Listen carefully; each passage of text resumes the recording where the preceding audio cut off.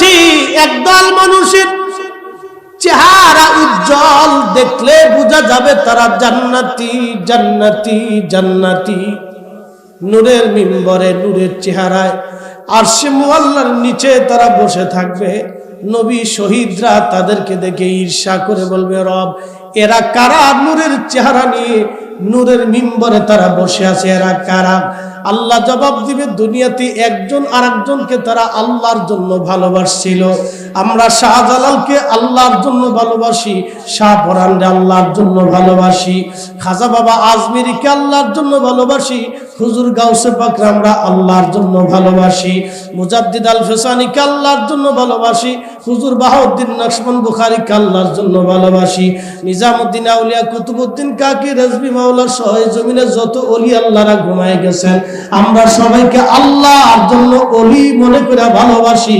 কথা কোন ঠিক কিনা? ওলি মনে করে ভালোবাসি, কারণ তারা আল্লাহর বন্ধু। কি কথা বলেন? কার বন্ধু?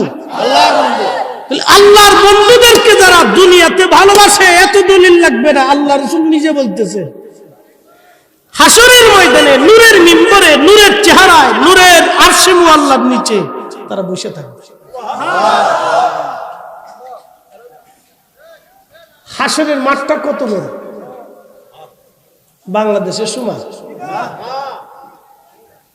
আদম সফিল আলাইহিস সালাতু ওয়াস সালাম থেকে শুরু করে কিয়ামত পর্যন্ত যত মানব জাতি পৃথিবীতে আসবে, সব মানব জাতিকে আল্লাহ হাসরের ময়দানে একত্রিত করবে। কি পরিমাণে মানুষ হাসরে দাঁড়াবে চিন্তা করেন তো। সৃষ্টির সূচনা লগ্ন থেকে জিন জাতি যখন সৃষ্টি হলো, তখন থেকে কিয়ামত পর্যন্ত যত জিন পৃথিবীতে আসছে এবং আসবে, সবাই হাসরের মাঠে স্ব আকৃতিতে দাঁড়াবে। সৃষ্টির সূচনা লগ্ন থেকে কিয়ামত পর্যন্ত যত ফেরেশতা জাতি সৃষ্টি করবে, সৃষ্টি হচ্ছে, হয়েছে, হবে, সব ফেরেশতারা হাসরের মাঠে আল্লাহর আদালতের সামনে দাঁড়ায় যাবে। সৃষ্টির সূচনা লগ্ন থেকে অদ্যাবধি পর্যন্ত কিয়ামত পর্যন্ত যত মাখলুক আল্লাহর আদালতে হাসরের সামনে দাঁড়ায় যাবে। আপনি শুধু ভাবতেছেন আমাদের বিচার হবে না, গরু ছাগলের বিচার হবে, পাগলের বিচার হবে, শিশুদের বিচার হবে, সমস্ত মাখলুকের বিচার হবে। বলে হুজুর মাখলুকের বিচার কি? ইমাম সুয়ুতি রাহিমাহুল্লাহ মাসালিকুল হুনাফা বিওয়ালিদাইল মুস্তাফার ভিতরে লিখেছে।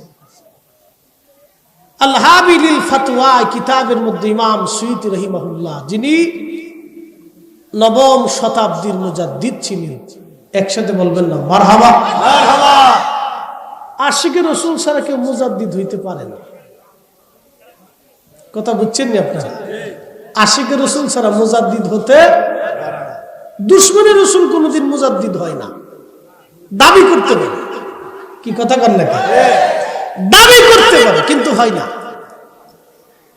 আশিকে রাসূল মুজাদ্দিদে মিল্লাত, ইসলামের ইতিহাসে যত মুজাদ্দিদ আসছে সব আশিকে রাসূল ছিল, নবীর জন্য দেওয়ান আছে। প্রিয় উপস্থিতি, আমার ভাইরা বলছে হুজুর কবর হাসর নিয়ে একটু আলোচনা করবেন। সেই জন্য আমি হাসরের ময়দানে চলে গেলাম, কবরের দিকে ফিরে যাব। শুধু একটু বুঝাই দিয়ে যাই, গরু ছাগলের সেই দিন মামলা হবে। এই আপনাদের এলাকার দক্ষিণ পাড়ার গরু উত্তর পাড়ার গরুর বিরুদ্ধে মামলা করবে রব। ওই যে উত্তর বড় কান্দার উত্তর পাড়ার গরু আমার একদিন গুতাইছিল, মারছিল। আল্লাহ আমি তার বিচার ফায়সালা করি, বিচার ফায়সালা চাই। দুনিয়ার কোন মামলায় সালিশে আদালতে গরুই গরুই মারামারি করলে কোনো ফায়সালা নাই, পাখি পাখি মারামারি করলে কোনো বিচার সালিশ নাই, কুকুরে কুকুরে মারামারি করলে বিচার সালিশ নাই। বাজানো দুনিয়ায় কোনো পশু পাখিরা মারামারি নিজেরা করলে কোনো বিচার সালিশ নাই, কিন্তু আমার রব্বে কারীমের আদালতে আল্লাহর দরবারে তারাও বিচারের কাঠগড়ায় দাঁড়ায় যাবে। একবার জোরে বলা যাবে কি আল্লাহু আকবার। কত বড় ইনসাফ সৃষ্টি করলে বলা।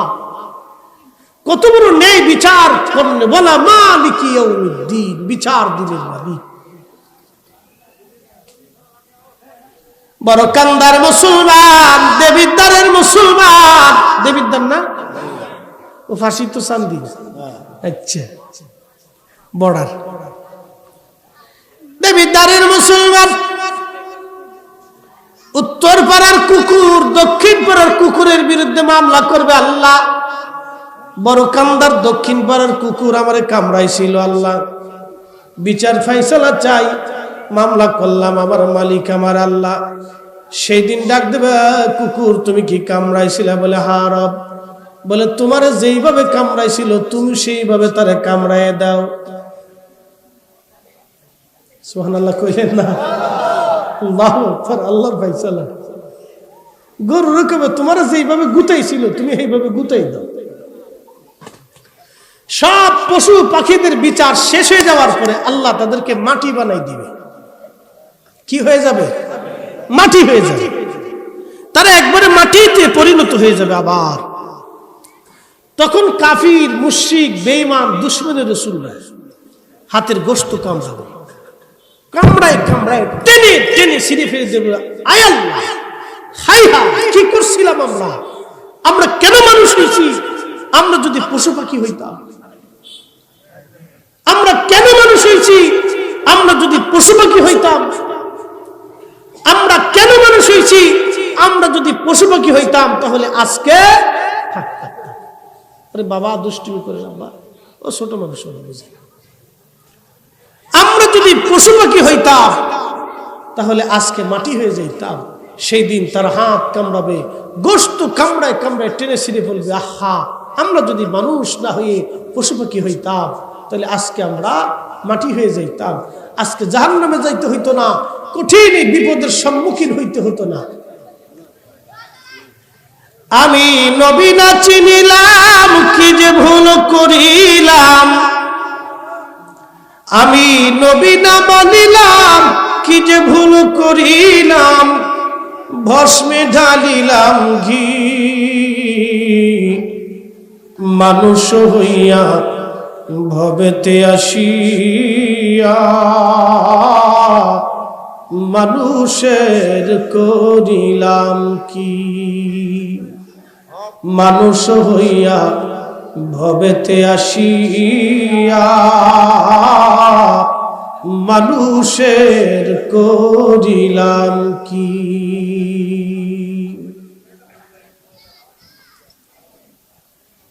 আল্লাহর ওলির মুহিব্বিনেরা খুবই মনোযোগ দিয়ে শুনিয়া যাবেন। বাজার বুঝে যাওয়াটা আমাদের জন্য জরুরি। সেই কঠিন হাসরের মাঠ, বিরাট বড় মাঠে সব সৃষ্টিগুলি দাঁড়াবে।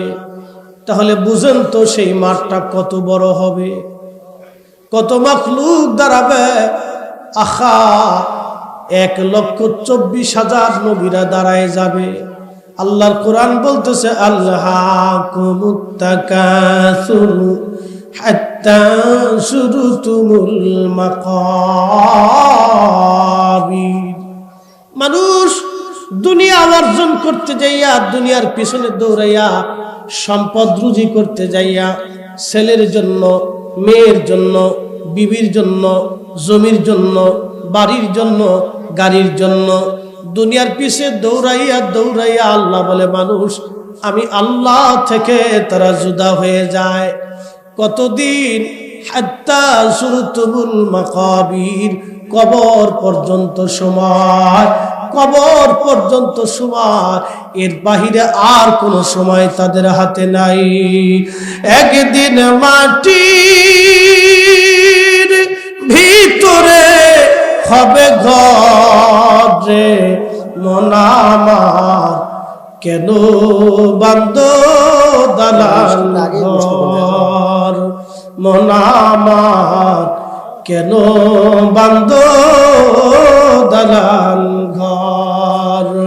সালাতুন ইয়া রাসূলুল্লাহ আলাইকুম, সালামুন ইয়া হাবিবাল্লাহ আলাইকুম, সালাতুন ইয়া রাসূলুল্লাহ আলাইকুম সালামুন ইয়া হাবিবাল্লাহ খবর লও ইয়া রাসূলুল্লাহ খবর লও মেরে আকা খবর লও সালাতুন ইয়া রাসূলুল্লাহ আলাইকুম সালামুন ইয়া হাবিবাল্লাহ আলাইকুম আল্লাহুম্মা সাল্লি আলা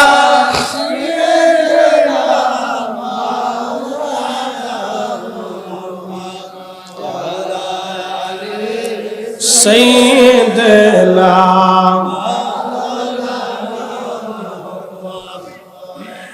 আর কান্দার মুসলমান ও নবীর আশিক সুন্নি বাবাজিরা মায়েরা রে মাইকের আওয়াজ বহু দূর পর্যন্ত যায় খুব মনোযোগ দিয়ে কথাগুলি শুনবেন কঠিন হাসরের মাঠ বিরাট বড় মাঠ কায়েম হয়ে গেল কোটি কোটি সৃষ্টি আল্লাহর সামনে দীপ্তমান সূর্যটা থাকবে মাথার উপরে 2 মাইল অথবা 1.5 মাইল তাফসীর ইবনে কাসিরের মধ্যে আছে সূর্যটা মাথার বরাবর থাকবে আহা একইভাবে সূর্য দাঁড়ানো থাকবে অস্তও যাবে না উদয়ও হবে না একই রকম ভাবে সূর্য দাঁড়ানো প্রখর প্রচন্ড দুপুর রোদে যেমন গরম উত্তাপ থাকে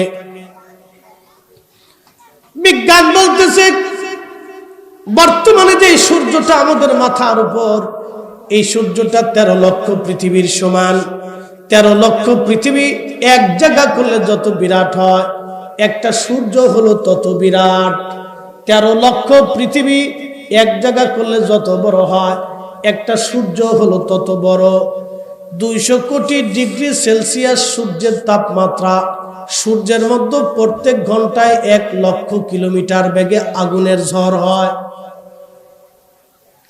প্রত্যেক ঘন্টায় 1 লক্ষ কিলোমিটার বেগে আগুনের ঝড় হয় মাত্র আমাদের এই উপকূলীয় যেমন ঝড় তুফান টর্নেডো সাইক্লোন আসে যদি সাইক্লোনটা 260 কিলোমিটার বেগে হয় তখন সিগন্যাল চলে যায় 10 নম্বরের উপর মহাবিপদ সংকেত 260 কিলোমিটার বেগে যদি একটা তুফান বাংলাদেশে আসে তাহলে উপকূল না আমি আপনাদেরকে একটা পরিসংখ্যান দিয়ে যাই 1965 থেকে 70 এর দশকের ভিতরে ভোলায় একটা টর্নেডো আঘাত করলো প্রায় 260-50 কিলোমিটার বেগে একটা ঝড় আসছিল ওই ঝড়ে ভোলা এবং ওই উপকূলীয় অঞ্চলের 5 লক্ষ মানুষ সমুদ্রের পানিতে ভাসায় নিয়ে গিয়েছিল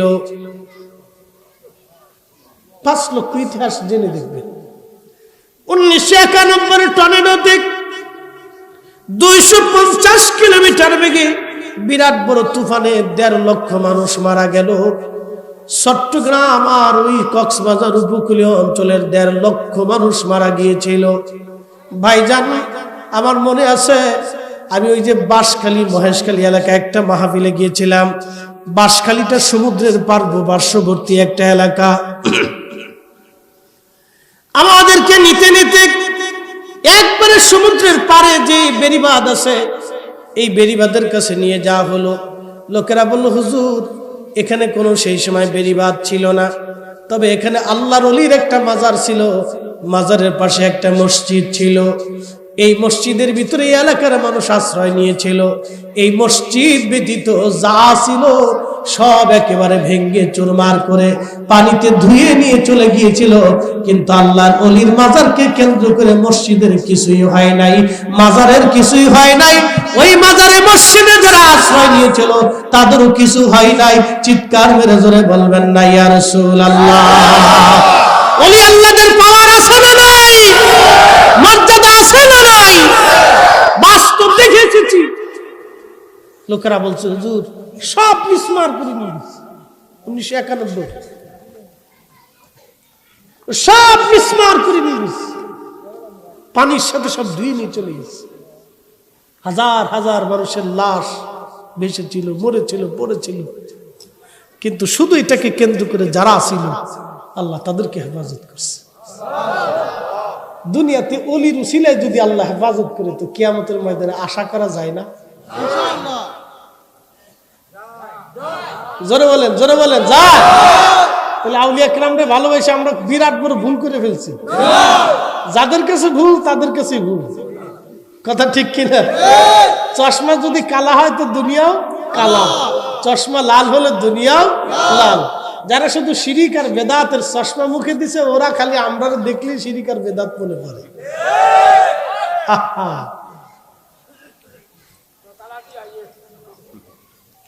ও বলবে, বলুক, তাতে কি আসে না? কি কথা ঠিক কিনা? বলুক না, বললে তাতে কি আসে না? বলেন তো। আচ্ছা, আপনাদেরকে একটা কথা বলি, রেজভী হুজুর কেবলার বিরুদ্ধে কেউ কথা বললো, তাতে কি ওনার ইজ্জত আল্লাহ কমাবে? এই তো, তাহলে বলুক না। আমার পীর মুর্শিদের বিরুদ্ধে অনেকেও বলে, আমার হুজুর বলতে বাবা, ওরা বলতেছে বলুক। শুনেন, আল্লাহর রসুলের শানে আমরা সুন্নিরা অত্যধিক পরিমাণে দুরূদ সালাম পড়ি, কথা ঠিক কিনা? রসুল করিমের কথা না শুনলে, ওয়াজ না শুনলে আমাদের কলিজা ভরে না। আল্লাহ রসুলের শান ওয়াজ শুনলে অনেকের কলিজা ভরে যায়, ভরে না ভাই? অনেকের কলিজা জিন্দা হয়ে যায়, ভালো লাগে। আমাকে অনেকেই বলে যে ফরিদি ভাই, হুজুর আপনার আলোচনা, আমাদের টেকেরহাট ফরিদপুরে মুহাদ্দিস সাহেব, টেকেরহাট আলিয়া মাদ্রাসার মুহাদ্দিস, আমাকে এবছর তার বাড়ির মাদ্রাসায় দাওয়াত দিছে। বলতেছে হুজুর, আমি আপনার ওয়াজ শুনি প্রত্যেক দিন, আপনার সব কিছু থেকে আমার একটা দিক ভালো লাগে, আপনি ওয়াজে আল্লাহ রসুলের প্রশংসা এমন ভাবেই ফুটিয়ে তোলেন, মানে বলে থাকেন, আমার হৃদয়টাকে উজালা করে দিচ্ছে, আমার কাছে ভালো লাগে। দেখেন, ওনারা কিন্তু শাইখুল হাদিস, একজন মুহাদ্দিস, মাদ্রাসা সাইট্টিকানি কথা না, কিন্তু শত শত ছাত্র ওনাদের মুহাদ্দিস হয়ে গেছে। এটা ভালো লাগাটা, এটা দলিল দিয়ে হয় না। বেলাল কিন্তু দলিলে নবীকে ভালোবাসে নাই, কি কথা বলেন ঠিক কিনা?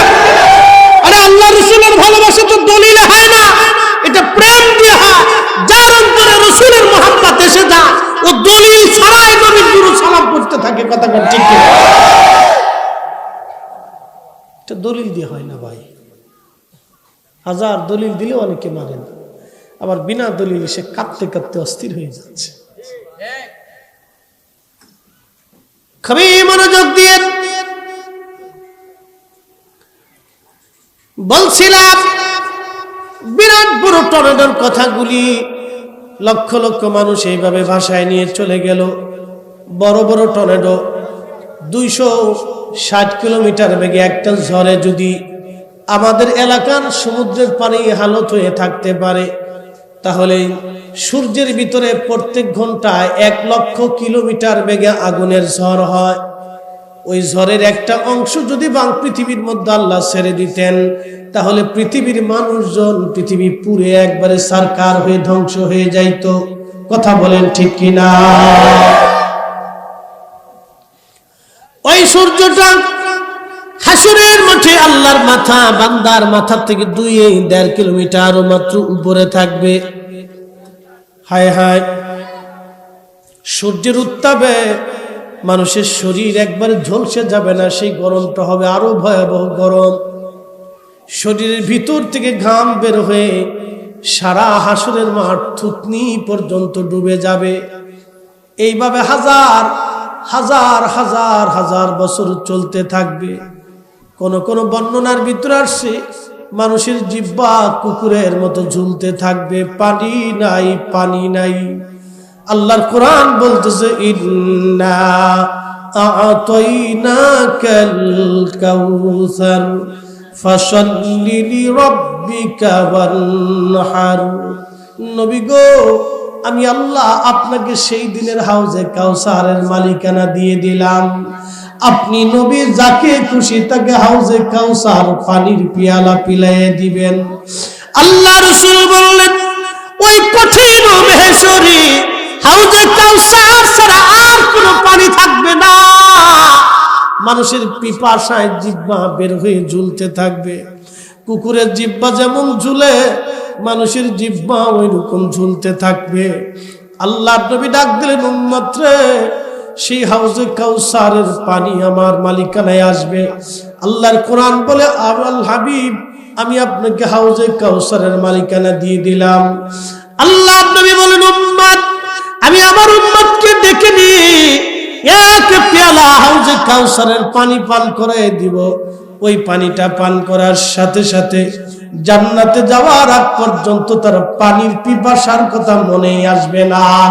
একবার জোরে বলা যাবে কি আল্লাহু আকবার। পানির পেয়ালা পিপাসার কথা আর মনে আসবে না। নবীজি বললেন, কিয়ামতের দিনে আমি সেই দিন হাউজে কাউসারের পানি যখন পান করাবো, কিছু মানুষ আমার কাছে দৌড়ে আসতে যাবে, আর মাঝখানে একটা পর্দা পড়ে যাবে। তখন আমি বলবো, ফেরেশতারা এরা আমার উম্মত। ফেরেশতারা বলবে, ইয়া রাসূলুল্লাহ আপনি জানেন না আপনার ইন্তেকালের পরে এরা নতুন নতুন মতবাদ চালু করেছিল, নতুন নতুন ফতোয়া তারা দিয়েছিল, নতুন নতুন মতবাদ তারা চালু করেছিল, এরা বেদাতি। ওরা বলতেছে আমরা বেদাতি, আসলে মূলত আমরা বেদাতি না। আজকে যারা তারাবির নামাজ 8 রাকাত বানাইলো, হযরত ওমর এবং উসমান আলী 10,000 সাহাবীরা মিলে তারাবির নামাজ চালু করলো 20 রাকাত। আজকে বেদাতি যারা, ওরা তারাবির নামাজ চালু করছে 8 রাকাত। তার মানে আমরা বেদাতি না, অরিজিনাল ওরাই হলো বেদাতি।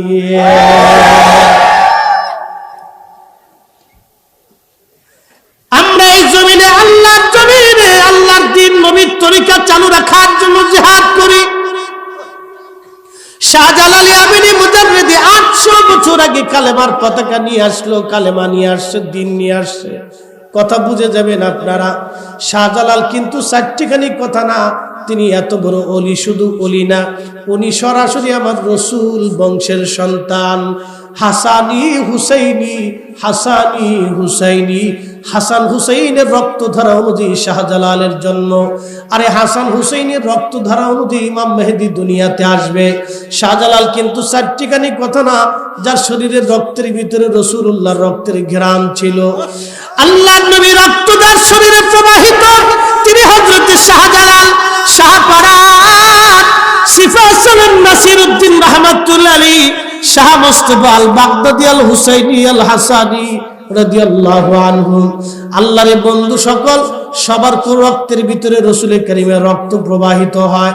উনরা যদি এইভাবে নামাজ পড়তেন, এদেশের 18 লক্ষ মানুষ এইভাবে নামাজ, 18 কোটি মুসলমান এইভাবেই তারা নামাজ পড়তো।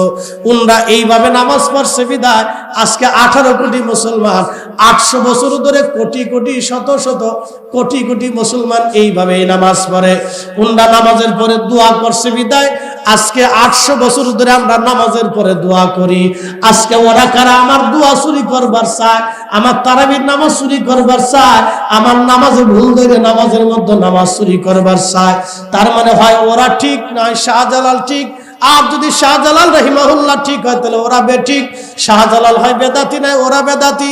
যদি শাহজালাল বেদাতি হয় তাহলে ওরা সুন্নতি, আর ওরা যদি বেদাতি হয় তাহলে শাহজালালই সুন্নতি।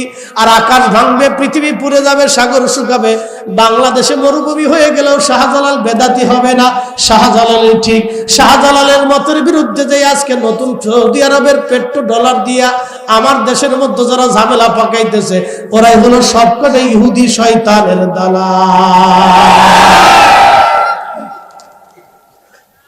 কষ্ট হইতেছে আপনাদের?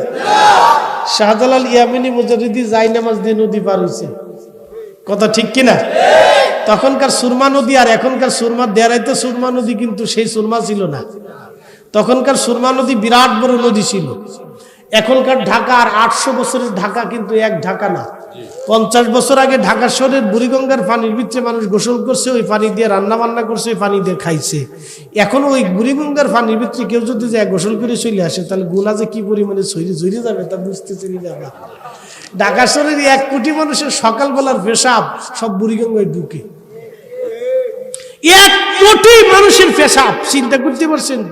সব সকালবেলা সেলমেশিন স্টার্ট করে, কারণই তো বাঁচে না। সবার সকালবেলায় প্রথম ছুটি সেলমেশিন স্টার্ট হয়। এই যে শুরু হইলো আজানের পর থেকে একবারে পুরা 9টা পর্যন্ত সেলমেশিন চলতে থাকে, একবারে পুরো দমে চলতে থাকে। আর এই ঢাকা শহরের যত ওই পেশাব ময়লা আবর্জনা সব ওই বুড়িগঙ্গার ভিতরে ঢুকে। ওই পানি 50 বছর পরে বাকি 50 বছর পরে ঢাকা থাকবে কিনা এটাও আমরা জানি না। কথা ঠিক কিনা? ঢাকা নাও থাকতে পারে, ওটা মিসমার হয়ে যেতে পারে। আজকে বিজ্ঞানের গবেষণায় দেখলাম বাংলাদেশের ভূতত্ত্ব নিয়ে, ভূবিভাগ নিয়ে গবেষণা, এই গবেষণায় দেখা গেছে এই যে আজকে বর্তমানে যে সেন্ট মার্টিন দ্বীপ দেখেন, এটা 400 বছর আগে 3 ফিট পানির নিচে ছিল। 400 বছর আগে এই বঙ্গে একটা ভূমিকম্প হয়েছিল, তুফান আকারে ভূমিকম্প।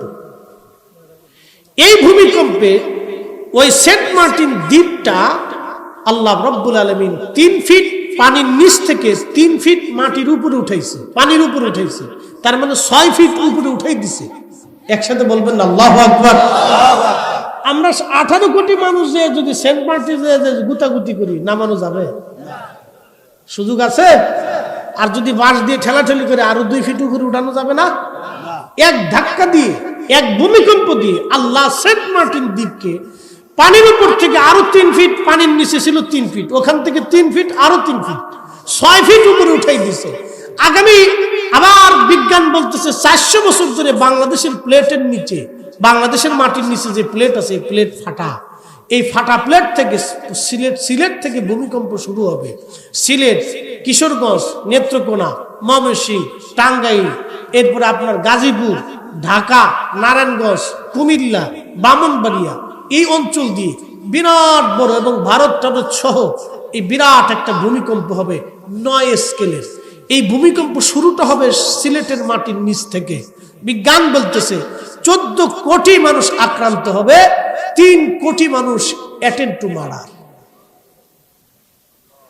বুঝেন তো? এবার ঢাকা শহর নিশ্চিহ্ন হবে, ঢাকা শহরে কোনো বিল্ডিং মানে থাকবে না, ঢাকা শহর পুরোটাই বসবাসের অনুপযোগী হয়ে যাবে। তার মানে কোটি কোটি টাকার মালিক সকালবেলা ঘুম থেকে উঠে দেখবে ফকির হয়ে গেছে। কি কথা বল না? ঢাকা শহরে কিছু বাড়িওয়ালা দেখবেন মহিলারা খুব অহংকার আছে না ভাই? বিরাট বড় অহংকার। এই মহিলারা কাজের মেয়েদেরকে পিটায়, মারে। আহা, কত গরিব মানুষ, তার একটা বাবা একটা মা তার মেয়েটাকে কখন কাজের মেয়ে হিসেবে দেয় বলেন তো? আহা, আপনাদেরকে একটা কথা বলি, এদেশের অনেক বাবা আছে কোটি টাকা দিলেও আপনি তার মেয়েকে কাজের মেয়ে হিসেবে নিতে পারবেন না। কিন্তু একটা মা আর একটা বাবা মেয়েটাকে কাজের মেয়ে হিসেবে দেয়, অত্যন্ত অসহায়ের মধ্যে পড়ে। আর কিছু ধনী মহিলারা তাদেরকে পিটায়, মারে, অত্যাচার করে, কাজের ডাইন বাম হলে গালিগালাজ করে, অকথ্য ভাষা। ওরা কারো কাছে বিচার দিতে পারে না। কার কাছে বিচার দিবে বলুন তো? অনেক মেয়েরা নিরুপায় হয়ে থাকে। কত বড় নীরব জুলুম ওরা সহ্য করে। আল্লাহর কসম করে বলি, যদি আল্লাহ রাসূল দোয়া না করে যাইতেন তাহলে সর্বপ্রথম আল্লাহর আসমান থেকে ওদের উপর পাথর এসে নিক্ষেপ হতো। কি কথা বলেন না কেন? ঠিক কিনা? চরম অন্যায়, চরম জুলুম, এটা চরম জুলুম। জুলুমকে আল্লাহ বরদাস্ত করে না, অহংকারকে আল্লাহ বরদাস্ত করে না। অহংকার এটা মারাত্মক। সর্বপ্রথম ইবলিসের অন্তরে অহংকার আসছিল। 9 লক্ষ বছর ইবাদত আল্লাহ মুহূর্তের মধ্যে ভ্যানিশ করে দিচ্ছে। মানুষের কিসের অহংকার বলেন তো? আমি মানুষ হিসেবে আমার কিসের অহংকার আছে? 3 দিন গোসল না করলে শরীর থেকে পাড়ার গন্ধ আসে। কি কথা খারাপ বলছি ভাই? 2 দিন মেশাক না করলে মুখ থেকে পায়খানার গন্ধ আসে। আমার অহংকার কি আছে?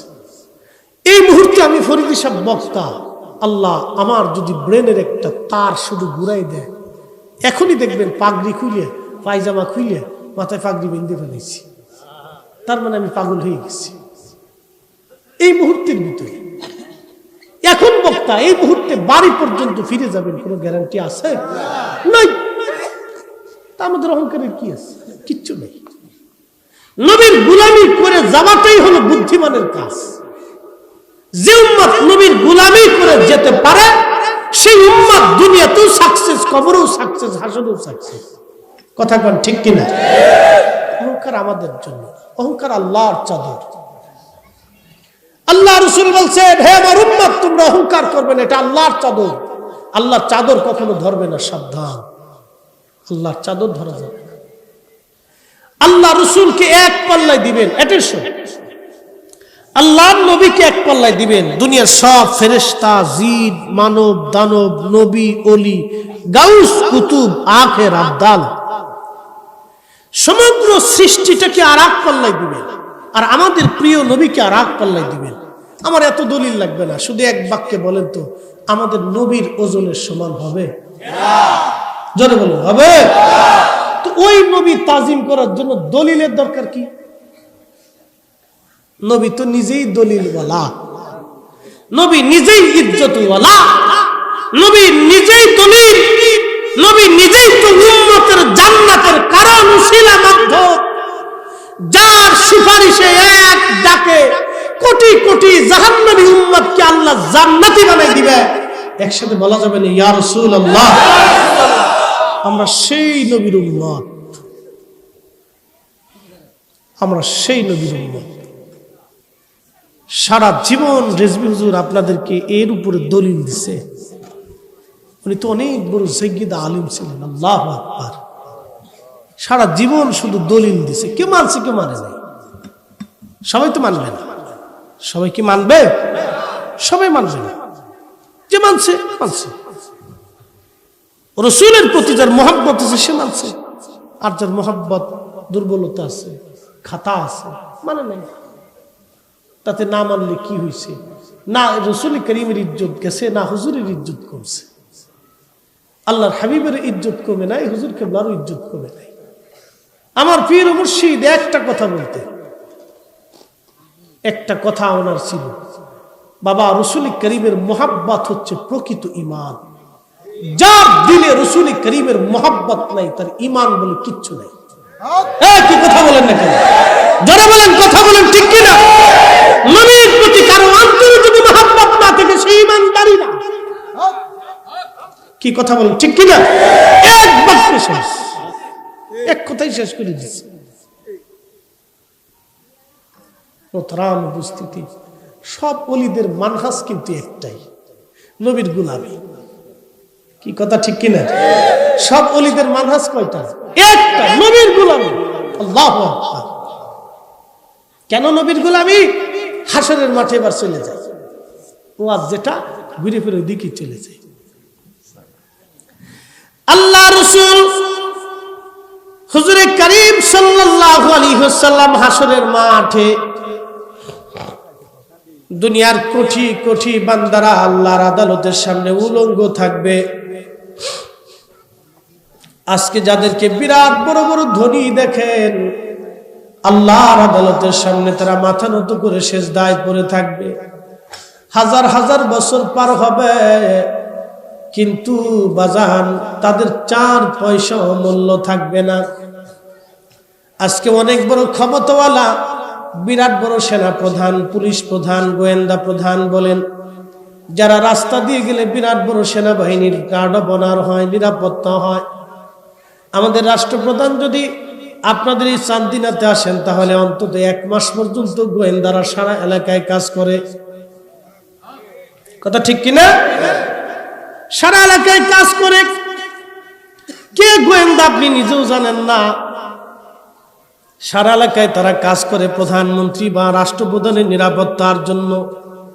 কিন্তু বলেন তো, হাসরের মাঠ যখন কায়েম হবে, কে রাষ্ট্রপ্রধান, কে পুলিশ প্রধান, কে সেনা প্রধান, কে জাতিসংঘের মহাসচিব, কে আমেরিকার রাষ্ট্রপ্রধান, কে হোয়াইট হাউসের প্রেসিডেন্ট, আল্লাহর দরবারে 4 পয়সাও মূল্য নাই। কথা বলে ঠিক কিনা? না, আল্লাহ রাসূলের বারগাহে দাম আছে, 4 পয়সাও দাম নাই। বিরাট বড় বড় সাম্রাজ্যের অধিপতি যারা ছিলেন, আহা কত বড় সাম্রাজ্য, বিরাট বড় বড় সাম্রাজ্যের অধিপতি। তার মধ্যে একজন সাম্রাজ্যের অধিপতির নাম বলি, তার নাম সুলতান মাহমুদ গজনবী, গজনী সাম্রাজ্যের অধিপতি। বর্তমানে আফগানিস্তানের রাজধানীর নাম কাবুল। এই কাবুলকে কেন্দ্র করে এবং Afghanistan, Uzbekistan, Tajikistan, Turkmenistan, Azerbaijan আর আফগানিস্তান, ওই পাশে ইরান এবং পাকিস্তানের বিরাট অংশ মিলে তখন ছিল আপনার এই সাম্রাজ্য। এই সাম্রাজ্যের যিনি